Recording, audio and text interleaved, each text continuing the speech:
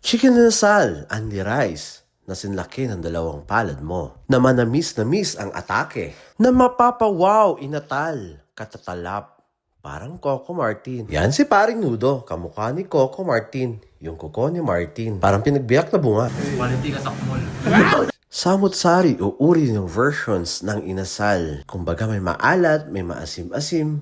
Pero sa lahat, eto ang tumatak sa taste buds ko. Sweet! So nag-order kami ng chicken, 144 pesos. Liempo, 154. And then yung barbecue is 90 pesos. Then add ka lang ng 20 pesos para sa Andy Rice.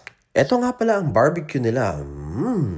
Nag-imasan, kastadya pa nag-ayat cooking ka, nag-imas, nagsamit, nagnanam. Ngam sa balimot kayam di kayat mo. Mahal ko pa si ex ko na naman. Hangga di kong kunak lang. Nakasirseryoso kayo gamay. Malambot, tender, tapos napaka-juicy. Tapos yung smoky flavor niya. Sheesh!